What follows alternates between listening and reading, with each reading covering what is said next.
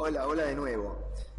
¿Quiénes no habrán tenido sentados a la mesa alguna tía o algún amigo que, eso sí, después de haber entrado en un par de copas, comienza a darnos una lección magistral, prácticamente un monólogo acerca de el cuerpo, la energía que el cuerpo emite, los campos electromagnéticos, las vibraciones que emite nuestro cuerpo, y etcétera, etcétera?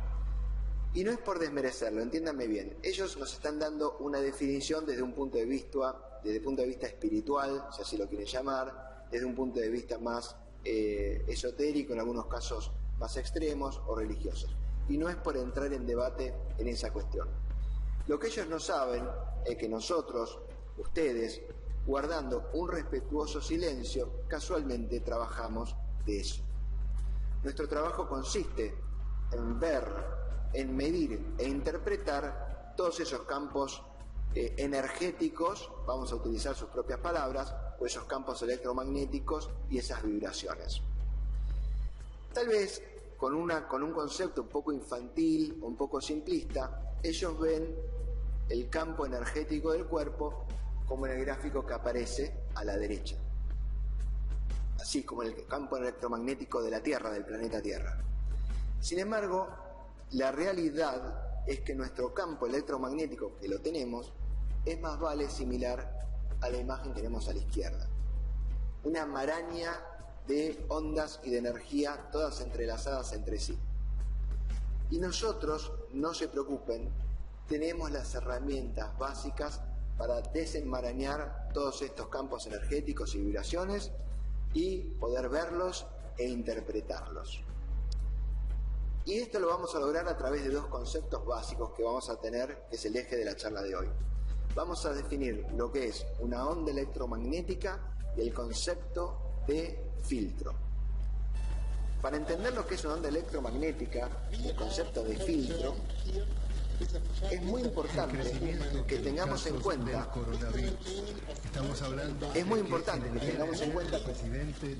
como les estaba comentando, inventamos una montaña de consumo superfluo que hay que tirar y vivir comprando y tirando, y lo que estamos gastando es tiempo de vida.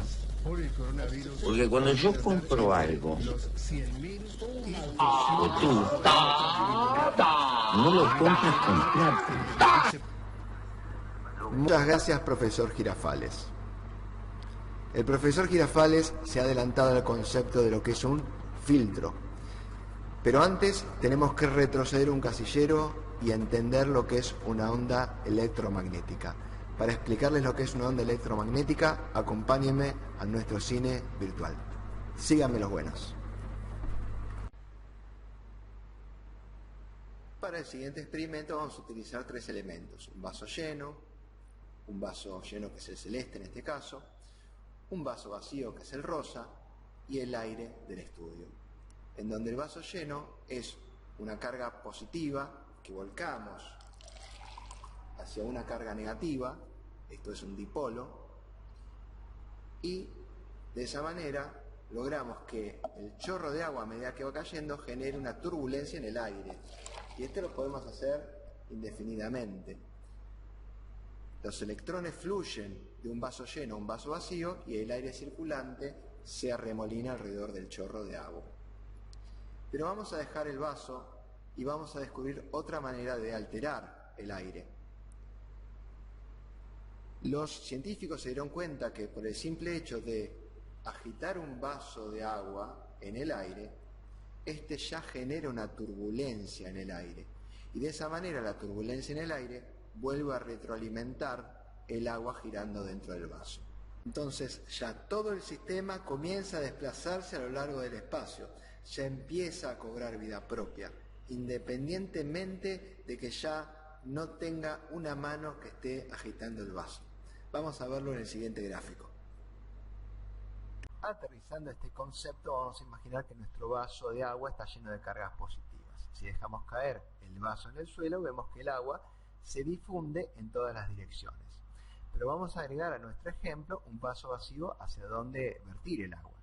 El agua va a viajar del vaso lleno al vacío a través de una corriente, que es así como se llama, una corriente de agua, y ese chorro de agua va a generar una perturbación en el aire que lo rodea, que en nuestro ejemplo está simbolizando el campo magnético.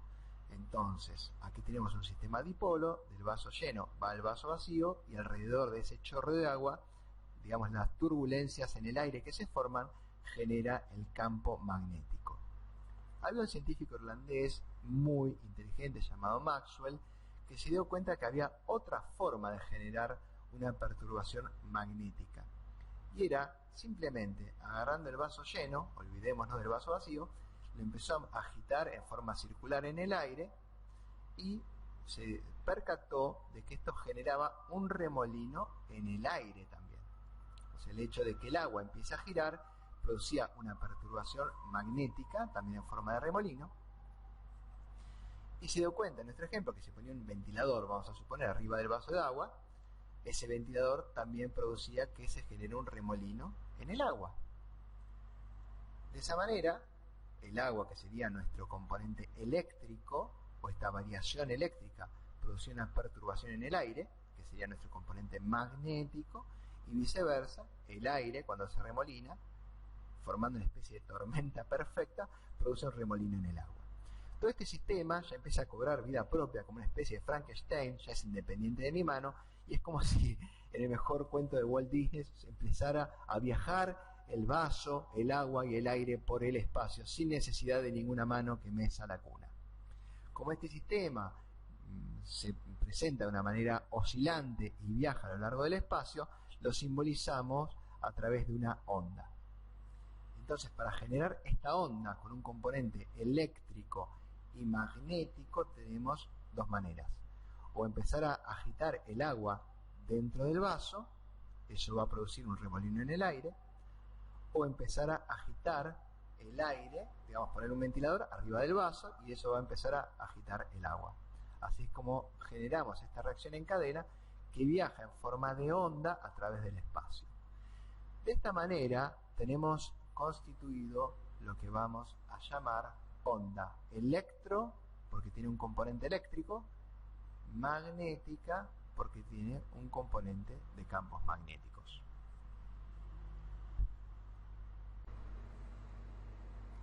Y estas ondas pueden vibrar a diferentes velocidades. El conjunto o el espectro de velocidades total a las que pueden vibrar estas ondas lo llamamos espectro electromagnético. Y si trazamos una línea horizontal en el pizarrón, vamos a colocar a la derecha las ondas que vibran más rápidamente y son más pequeñitas, y a la izquierda las que son más grandes y vibran más lentamente.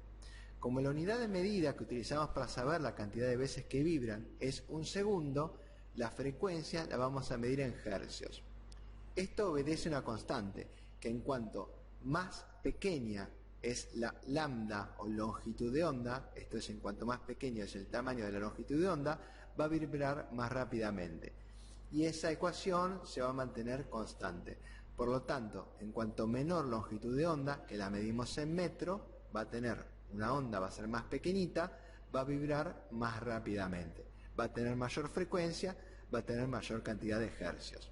¿Y dónde está la luz? La luz es este pequeño espectro pequeñito que está a escala en todo el espectro electromagnético. Fíjense qué pequeñita que es el espectro visible, el espectro electromagnético.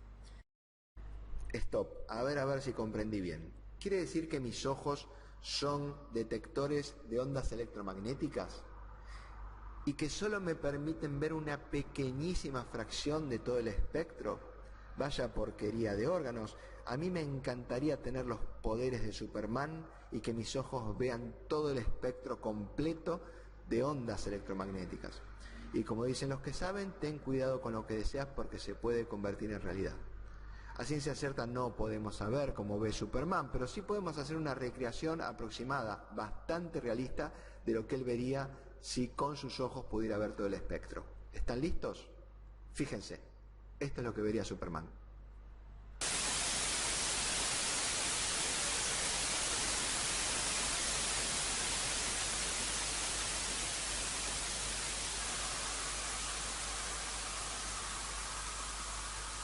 Bueno, no es que se te corrompió la computadora, no es que se vino abajo la conexión de internet, no es que no estás viendo nada, lo estás viendo todo.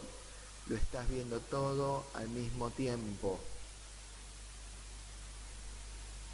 ¿Te acordás cuando el profesor Girafales se interrumpió porque todo el mundo estaba hablando al mismo tiempo? Porque no se entendía absolutamente nada. Bueno, es lo mismo que estás viendo ahora. Por eso es que es muy importante tener el concepto de filtros. A los alumnos que no estudian la clase de hoy, les va a pasar esto en el quirófano, les va a pasar esto en el consultorio. Por eso vos me estarás preguntando, ¿qué tiene que ver todo esto con la neurofisiología clínica, con el quirófano, con el monitoreo intraoperatorio? Todo. Pero antes vamos a volver a nuestro espectro electromagnético. Vemos que a la derecha tenemos las ondas más rápidas. Estas ondas las denominamos rayos gamma y son muy peligrosas. Son muy peligrosas porque al vibrar tan rápido y ser tan pequeña, interactúan con el núcleo atómico. La longitud de estas ondas es del tamaño del núcleo de un átomo y la podemos ver en explosiones estelares, en el espacio o en armamento nuclear.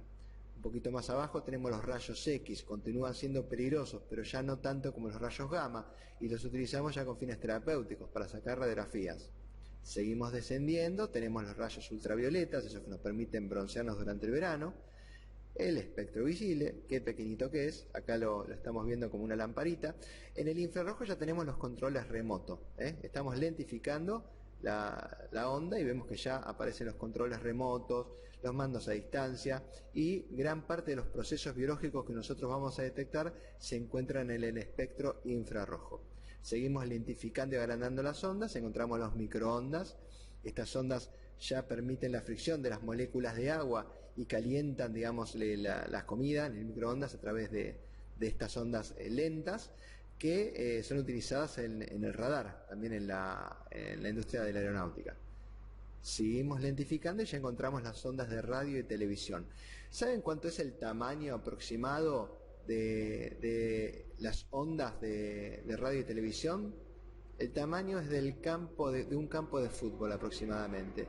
Fíjense si lo comparamos con el tamaño de un átomo, que es la longitud de onda de un rayo gamma. Fíjense cómo varía completamente el tamaño de estas ondas a lo largo del espectro electromagnético.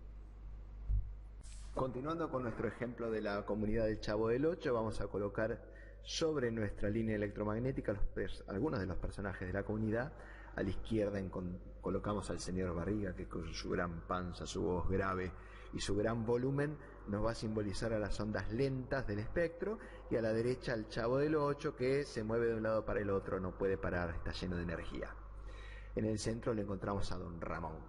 Y para este ejemplo lo que vamos a hacer es que estamos en una clase del profesor Girafales y vemos que el Chavo, Kiko y doña Florinda se empiezan a pelear entre sí y empiezan a armar un alboroto.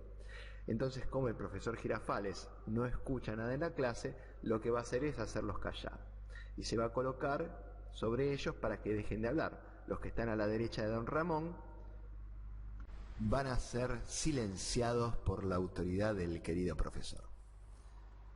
Como nuestro querido profesor Girafales ha silenciado a la mitad derecha de don Ramón, esto es, a las ondas que tienen mayor frecuencia, una frecuencia más alta, a eso lo denominamos filtro de alta, porque ha filtrado, ha impedido que el grupo que está a la derecha de don Ramón siga armando alboroto. A eso lo llamamos entonces filtro de alta, cuando el profesor Girafales hace callar a los que están a la derecha de nuestro querido don Ramón, a los que vibran a una frecuencia más alta. Pero como suele suceder en estas clases de los alumnos, ahora lo que empiezan a armar alboroto son la Chilindrina y el señor Barriga, y le empiezan a distraer al señor Ramón. El señor Ramón no se puede concentrar, entonces el señor Girafales esta vez se desplaza hacia el lado izquierdo y de esa manera hace callar al señor Barriga y a la Chilindrina y se transforma en un filtro de baja.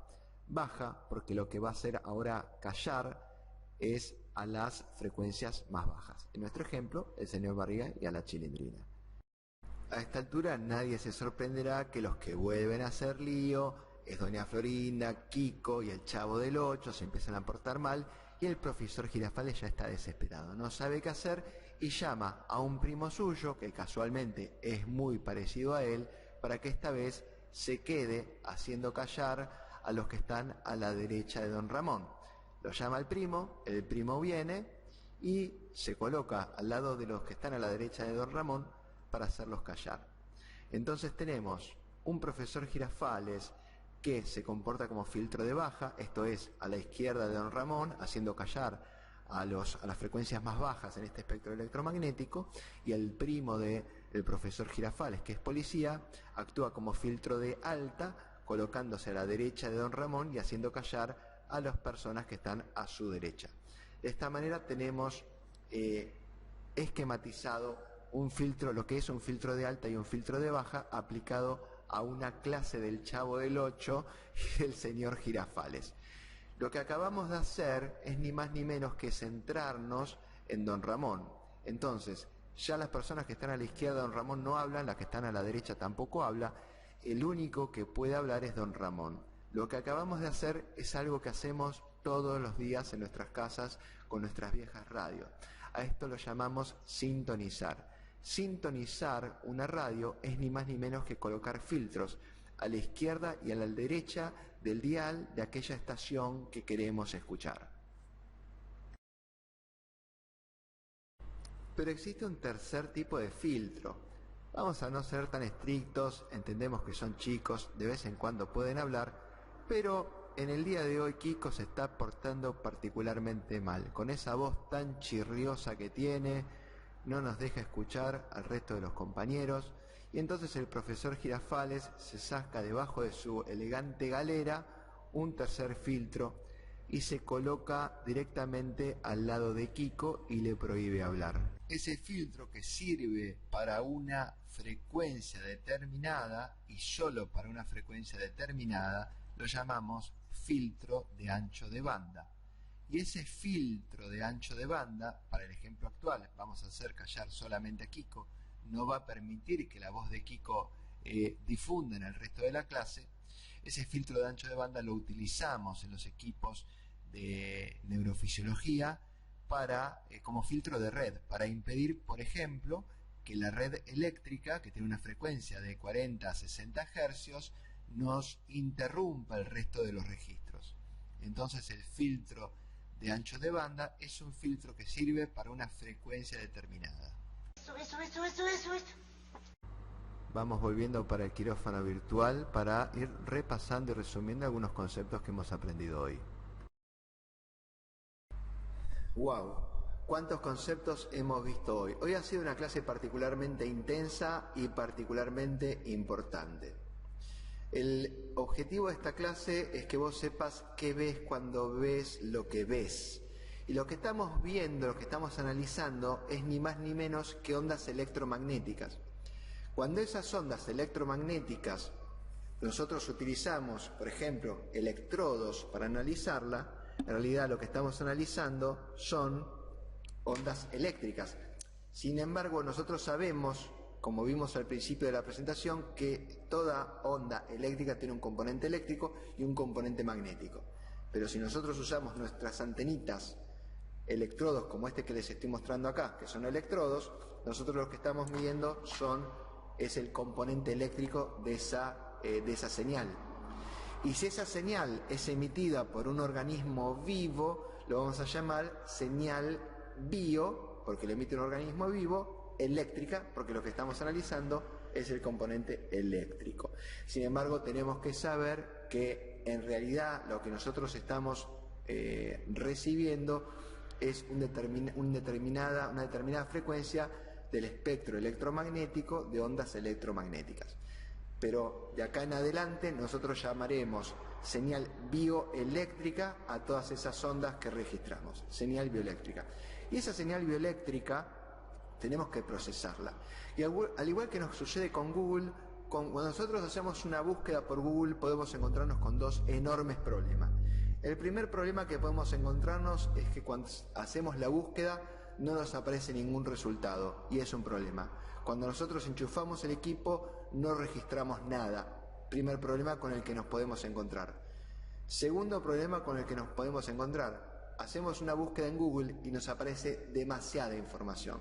Nos aparece tanta información que nosotros no podemos procesarla, no podemos separar la paja del trigo. Entonces lo que vamos a aplicar son filtros. Vamos a filtrar aquella información que no nos sirve de aquella información que nos interesa. Y para filtrar esa información que nos interesa de aquella que no nos interesa, tenemos en neurofisiología, en electromedicina, dos herramientas muy importantes que ustedes tienen que manejar a la perfección y se llaman filtros. Tenemos unos filtros de alta frecuencia o high pass filter, aquellos filtros que nos eliminan de nuestro registro las ondas que son más rápidas. Después tenemos otro filtro que se llama de baja frecuencia o low pass filter, aquel filtro que nos elimina de nuestro registro las ondas más lentas. Y después tenemos un filtro de paso de banda o band pass filter que nos elimina un tipo de frecuencia determinada. Entonces, ni más ni menos lo que hacemos con estos juegos de filtros es sintonizar en nuestro dial, porque estos equipos, muchachos, no nos engañemos, no dejan de ser algo muy similar a una radio, más sofisticada, pero es una radio. Una vez que nosotros entendamos que esto es una especie de radio en donde tenemos que sintonizar diferentes canales para captar la señal del cerebro, por ejemplo, la señal del corazón o la señal de un músculo, sabemos que esas señales se emiten en determinada frecuencia. Y cómo sintonizamos nuestra radio biológica o nuestro equipo a través de los filtros, ¿ok? Depende cómo coloquemos los filtros, nos van a generar una ventanita por la cual nos vamos a mover y podemos identificar distintas estaciones de radio, llamémoslo así, en donde podemos registrar la actividad neuronal. Sabemos que la actividad neuronal, las neuronas, tienen una frecuencia más elevada, por lo tanto nuestra estación del dial va a ser a frecuencias altas. Si queremos compararla o sintonizar la estación del dial que nos muestra el corazón, vamos a sintonizarla en unas frecuencias más bajas.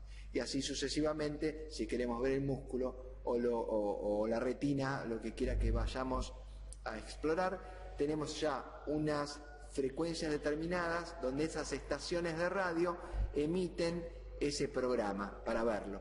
No se preocupen que estas frecuencias yo se las voy a dar según el manual del neurofisiólogo bonaerense para que sintonicemos en nuestros equipos aquellos órganos que nos interese estudiar, que nos interese captar esa actividad eléctrica.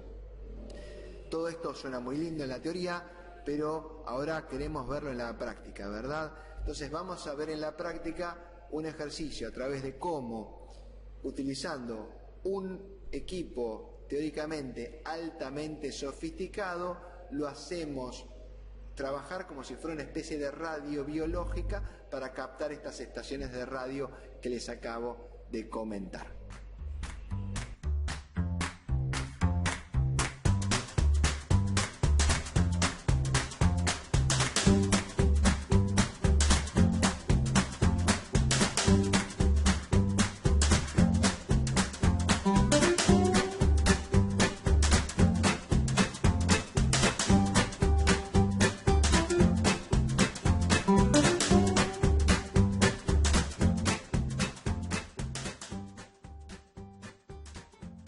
Para el siguiente ejercicio vamos a usar un equipo Aconic con los electrodos de electrocardiografía pediátricos.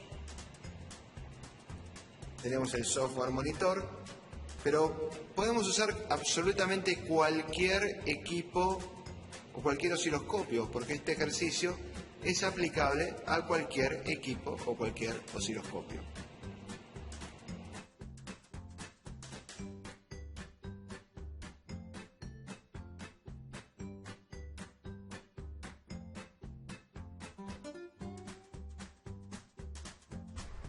A falta de pan, buena es la figaza, decía mi abuela. A falta de alumnos presenciales, he tenido que yo autoutilizarme de conejillo de indias. Acá vemos los electrodos que he pegado en mi pecho y estoy conectado. Estos electrodos, como verán, están conectados al preamplificador. Ahí está, lo digo más cerquita. Y ahora vamos a ver lo que pasa. Les voy a mostrar lo que sucede en la pantalla.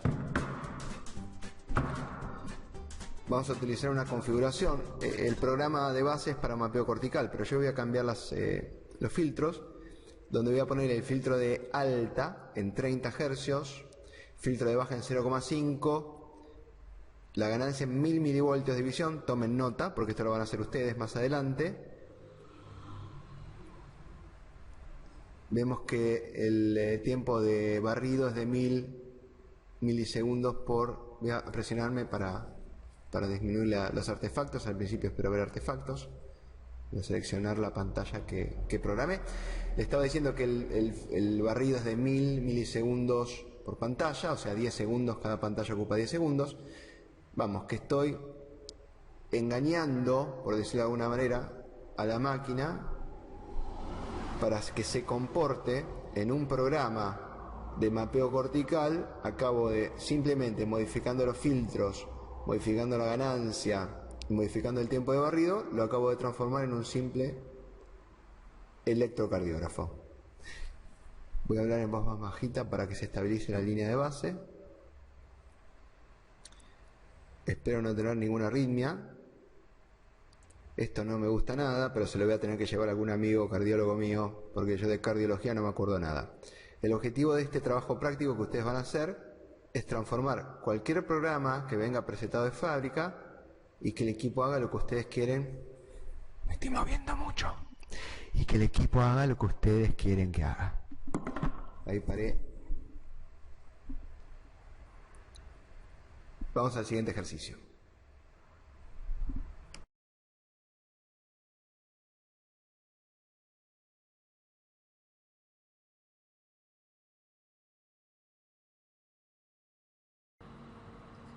Para nuestro segundo ejercicio lo que vamos a hacer es una electromiografía de barrido libre. La electromiografía de barrido libre es simplemente conectar los electrodos a un músculo o un grupo muscular determinado. Sabemos que esos músculos están inervados ya sea por una raíz o por un nervio sobre el cual va a trabajar el cirujano, y en el caso de que el cirujano lastime o traccione mucho o tironee mucho de ese nervio, ese músculo se va a contraer. Esa es la electromiografía de barrido libre. No se preocupen, la vamos a ver más adelante cuando entremos de lleno en monitoreo neurofisiológico intraoperatorio. Para este ejercicio voy a utilizarme, este ejercicio también lo van a hacer ustedes, yo de conejillo de indias obviamente. Este electrodo, que es el activo, el que está siempre en negrito, lo estoy poniendo en un músculo que es el abductor pollicis brevis. El ojito con el que vamos a mirar es este de acá, Esta es la referencia, porque el ojo siempre tiene que ir referido a un punto de vista, o sea, este es el que toma la señal. Y esta es la referencia, el electrodo que nos va a servir, digámoslo, de línea de base sobre el cual va a pivotear este electrodo. Este tercero, yo en la electromiografía de los miembros superiores o en la mano, lo suelo colocar en el dorso.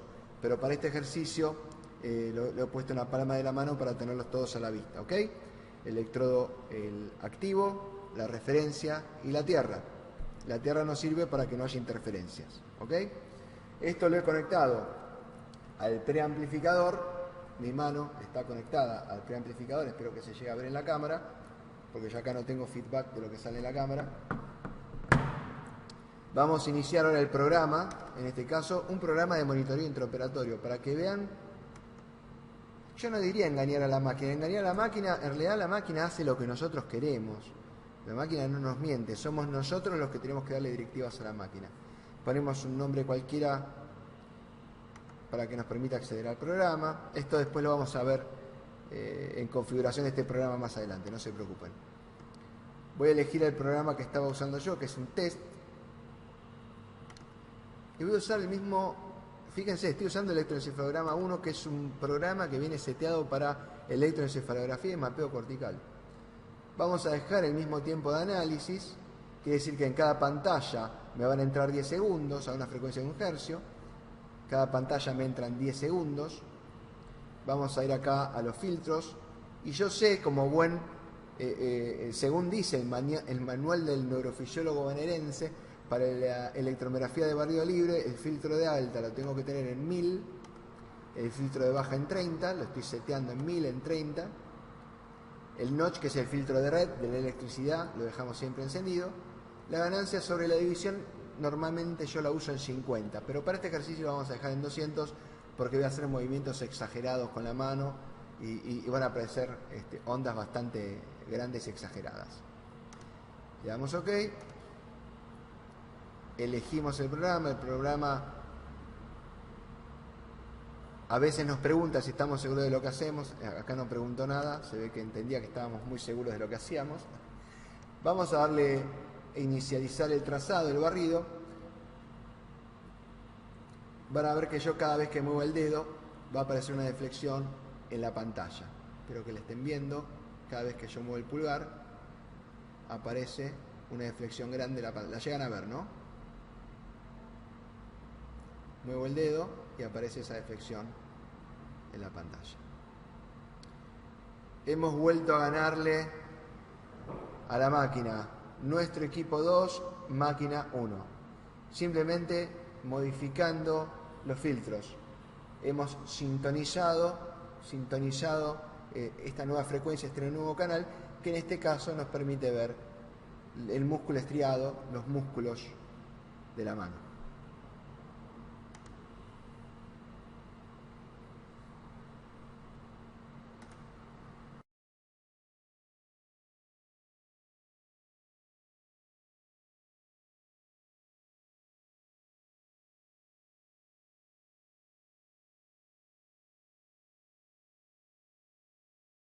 Vamos ahora al tercer ejercicio. Vamos a calibrar nuestro equipo para que nos detecte la actividad neuronal. Volvemos a iniciar el programa. Como verán, me he colocado los electrodos en la región frontal para que se vea bien, digamos. Vamos a hacer una electroencefalografía con un solo canal, en este caso.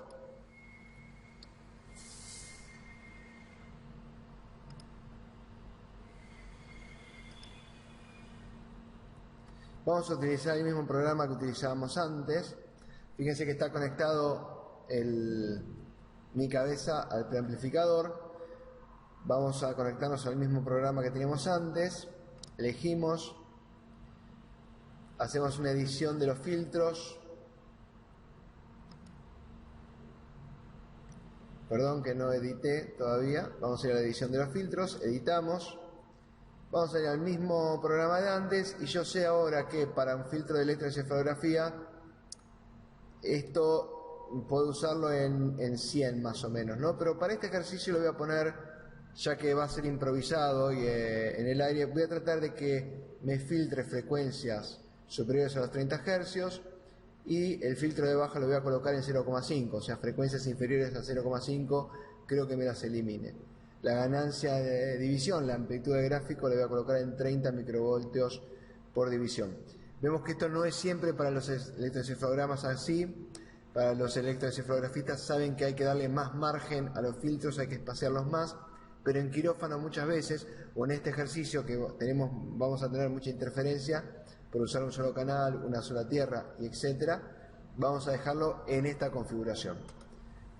Vamos a darle a aceptar. El tiempo de análisis lo mantenemos igual, 10 segundos cada pantalla. Lo elegimos, me pregunta si estamos seguros, siempre tenemos que estar seguros de lo que hacemos, aunque no lo estemos. Vamos a ir a la misma pantalla de antes y ahora vamos a sintonizar el canal para nuestra actividad cerebral. Damos un tiempo para que la línea de base se acomode. Tenemos un poco de artefacto. Cada vez que estoy tocando los electrodos, cada vez que yo pestañee también va a haber un artefacto.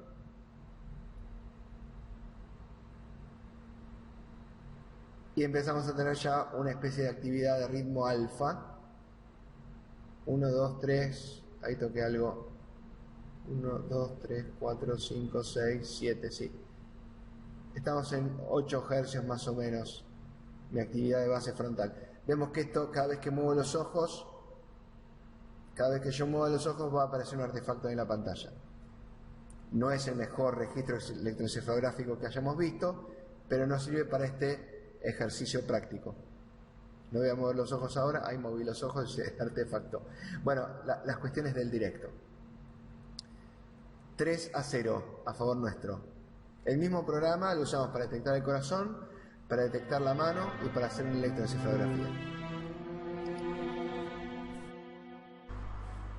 Explícame con tus propias palabras qué es una señal bioeléctrica. ¿Qué es la frecuencia de una onda y en qué unidades la medimos? ¿Qué entendés por filtro?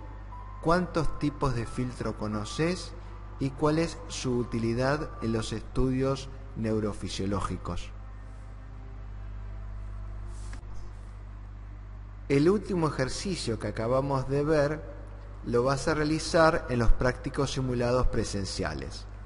Por lo tanto, te recomiendo también que en la hoja donde tenés los conceptos a memorizar, escribas las configuraciones de filtro para un electrocardiograma, para una electromiografía de barrido libre de quirófano y para una electroencefalografía de quirófano, ya que los vas a tener que emplear en las prácticas presenciales.